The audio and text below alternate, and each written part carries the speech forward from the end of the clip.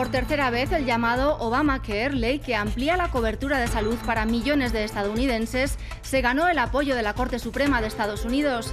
Varios estados republicanos habían interpuesto una demanda argumentando que era inconstitucional. Ya es ley el proyecto que convierte al 19 de junio en un festivo federal en Estados Unidos. Conocido como Juneteenth, la fecha conmemora la abolición de la esclavitud en el país norteamericano en el año 1865. Biden calificó el momento como una promesa de mejores días por venir. Y más presión sobre los opositores en Nicaragua. Una jueza inmovilizó las cuentas bancarias e impidió la salida del país a 13 empresarios pertenecientes a un centro asociado a uno de los precandidatos presidenciales que está en la cárcel. Por otro lado, Amnistía Internacional criticó que México y Argentina no apoyaran el comunicado de la OEA condenando las detenciones. Gracias por acompañarnos una vez más en las noticias de France 24. Soy Marina Colorado.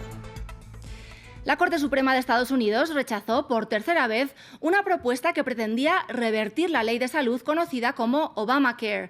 Esta proporciona cobertura médica a millones de ciudadanos. El tribunal desestimó la demanda interpuesta por Texas y otros 17 estados conservadores que argumentaban que ciertos aspectos de la ley son inconstitucionales. Natalia Plazas nos amplía. El legado estrella del expresidente Barack Obama sobrevive una vez más. La Corte Suprema de Estados Unidos votó 7-2 por preservar la ley del cuidado de salud asequible, conocida como Obamacare. Es la tercera vez que el alto tribunal niega a los republicanos revertir la normativa. Es realmente importante tomar nota de esa decisión histórica. Una vez más, la Corte Suprema confirmó la constitucionalidad de la Ley de Cuidado de Salud a bajo precio y las protecciones transformadoras que brinda a todos los estadounidenses. Con su fallo, la Corte también rechazó una nueva normativa impulsada por los republicanos para que los ciudadanos tuvieran que afiliarse a un seguro médico privado. El presidente Joe Biden asegura que el Obamacare da cobertura a más de 31 millones de personas, una posición opuesta a la de su antecesor, Donald Trump, quien durante años intentó desmantelarla. Es muy importante que la ley del cuidado de salud asequible esté aquí para quedarse. Con el Obamacare, las personas con afectaciones de salud preexistentes tienen cobertura de salud. Este brinda también servicios preventivos sin costo y un seguro médico a las personas de bajos ingresos. Tras la confirmación en octubre de Amy Coney Barrett como la sexta jueza conservadora de la Corte Suprema, la tercera nominada por Trump, el futuro de la ley estuvo en vilo. Sin embargo, Barrett y otros 4 conservadores votaron nuevamente por conservar la salud pública en el país. Y seguimos en ese país donde el 19 de junio será un festivo a nivel federal. La fecha marca el día en el que se puso fin en 1865 a la esclavización legal de los africanos y de sus descendientes en Estados Unidos.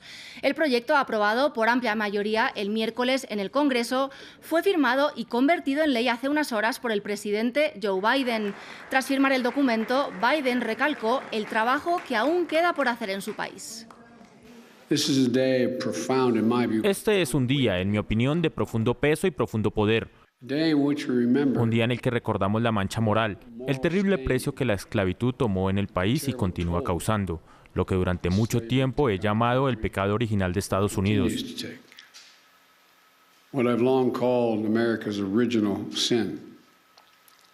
También recuerdo la extraordinaria capacidad de sanar, de tener esperanza y de salir de sus momentos dolorosos, y una versión amarga de nosotros mismos.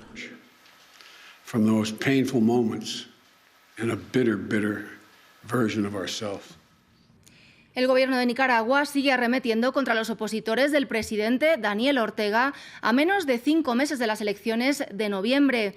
Hoy, una jueza inmovilizó las cuentas bancarias e impidió la salida del país a 13 empresarios pertenecientes a un centro asociado a uno de los precandidatos presidenciales encarcelados opositor de Ortega. Mientras tanto, Amnistía Internacional criticó que México y Argentina no apoyaran el comunicado que la Organización de Estados Americanos publicó el miércoles, en el que condenaban las detenciones. El principio de no intervención en los asuntos internos de un Estado no se aplica a las violaciones de derechos humanos y crímenes de derecho internacional. Es inaceptable que los gobiernos de Alberto Fernández en Argentina y Andrés Manuel López Obrador en México decidan no acompañar las numerosas víctimas de la crisis de derechos humanos en Nicaragua. Y la represión también continúa en Hong Kong, donde la policía realizó una redada al medio prodemocracia Apple Daily, luego de que las autoridades lo acusaran de violar la polémica Ley de Seguridad Nacional por una presunta conspiración para confabular con fuerzas extranjeras. Según los activistas prodemocracia, la libertad de prensa en el territorio pende de un hilo. Bloqueando todas las entradas de las oficinas de Apple Daily, cientos de policías hicieron redadas y arrestaron a 5 ejecutivos del prominente diario Prodemocracia de Hong Kong. Dentro de ellos se incluyen al director ejecutivo y al jefe de operaciones de Next Digital, dueño de Apple Daily. También 3 editores.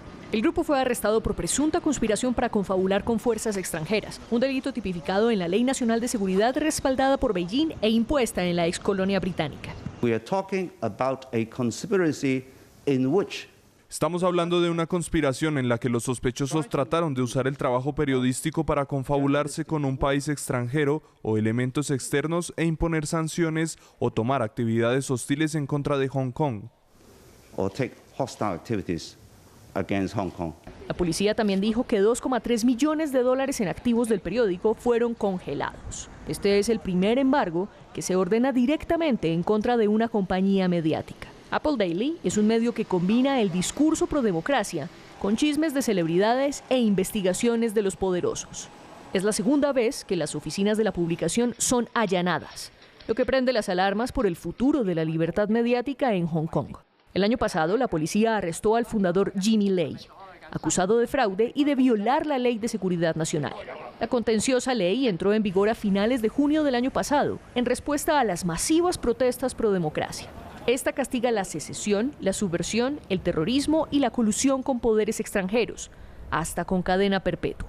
Beijing dice que la ley trae estabilidad, pero los oponentes aseguran que limita la libertad de expresión y va en contra del esquema de un país, 2 sistemas.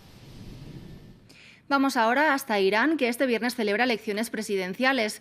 Las autoridades del país han centrado sus llamados a que las personas participen, pues se prevé que la asistencia a las urnas sea baja.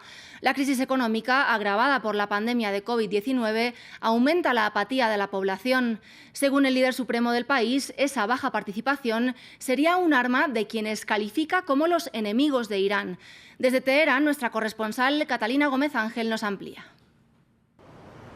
El día previo a las elecciones en Irán está prohibido las campañas electorales, pero esto no significa que no haya movimiento respecto a lo que puede pasar mañana, y en este caso está enfocado especialmente en la campaña para movilizar a los iraníes a que participen en estas elecciones. Según las encuestas, solo el 42% de los 59 millones de iraníes habilitados para votar participarían en las elecciones, lo que ha llevado al líder supremo a hacer un movimiento bastante inusual en él, y es que ayer se dirigió a la población invitándolos a votar, pero también diciendo que una baja participación sería utilizado por los enemigos de Irán, y habló que estos enemigos estaban utilizando todas esas herramientas políticas y mediáticas para crear la idea de que estas elecciones iban a tener una baja participación, pero la realidad es muchísimo más compleja que esta. La apatía de los iraníes viene desde hace meses atrás, especialmente por las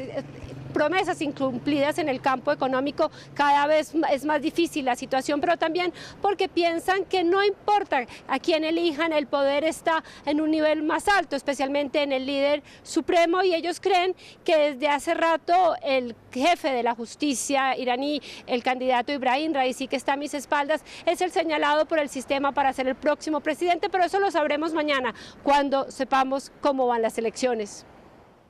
Y 10 años después de su extradición para enfrentar cargos por crímenes de guerra, regresó a su país el expresidente de Costa de Marfil, Laurent Gbagbo, tras ser absuelto por la Corte Penal Internacional.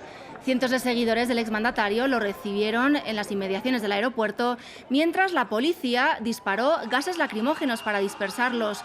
Gbagbo fue extraditado en 2011 después de que unas 3.000 personas murieran en las protestas que se desataron en Costa de Marfil tras no aceptar su derrota en las presidenciales contra Alassane Ouattara, que preside el país africano en la actualidad. La información continúa en france24.com.